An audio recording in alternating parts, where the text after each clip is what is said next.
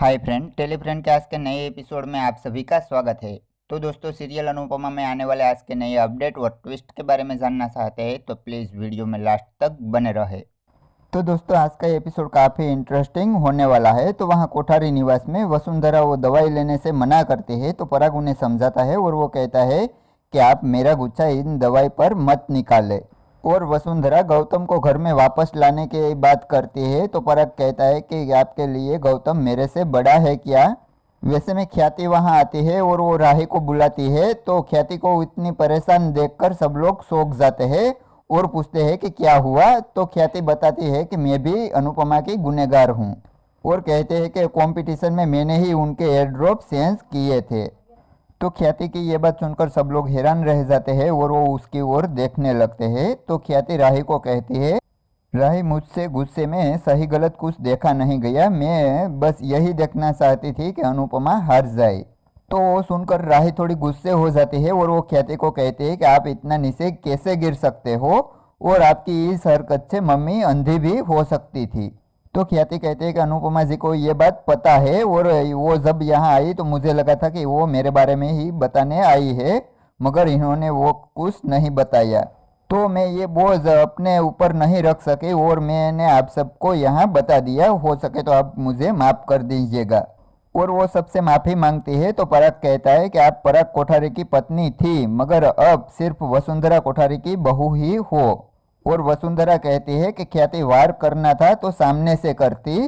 तो वहाँ अनुपमा शाह निवास पहुँचते हैं तो उनकी टीम डांस रानी बहुत खुश हो रही होती है और वो अनुपमा को कहती है कि हम तो सेलिब्रिटी की तरह फेमस हो गए हैं और हमें ये प्रमोशन देकर सब हमारे हाथ से ओपनिंग करते हैं। और वो बताते हैं कि एक साड़ी के शोरूम से हमें निमंत्रण मिला है।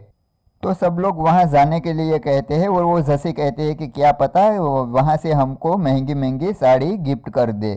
तो वहाँ पर ख्याति को कहता है कि ये आपका गुनाह गौतम से कम नहीं है और गौतम को तो हमने घर से निकाल दिया है, मगर अब आप ही बताओ आपके साथ हम क्या करें। तो ख्याति कहते हैं कि मेरे साथ भी वही होना चाहिए जो गौतम के साथ हुआ और कहते हैं कि मेरी सज़ा यही है कि मैं ये खुद घर छोड़कर चली जाऊं। और वो घर के अंदर जाती है और उनका सामान लेकर जाने लगती है।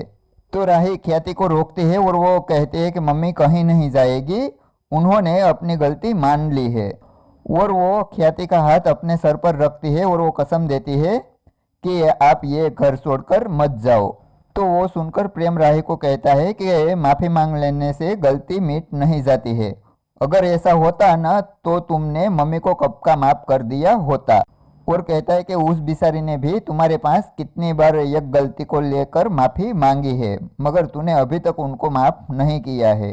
तो राही कहते हैं कि अभी ये बात यहाँ मम्मी की हो रही है, उनकी नहीं। और वो वहाँ से चली जाती है।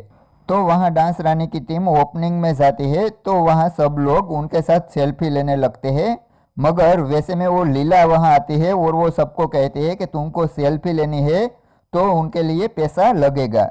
तो वो सुनकर डांस रानी की टीम हंसने लगती है और वो लीला को कहती है कि आपकी बात सही है, अब तो हम सबको अपनी साड़ी में क्यूआर कोड चिपका के रखना पड़ेगा। जिनको भी हमारे साथ फ़ोटो खिंचवानी हो वो पहले ये क्यूआर कोड में पैसे डालें, उनके बाद हम फ़ोटो क्लिक करें और वैसे तो हम करोड़पति हो जाएंगे।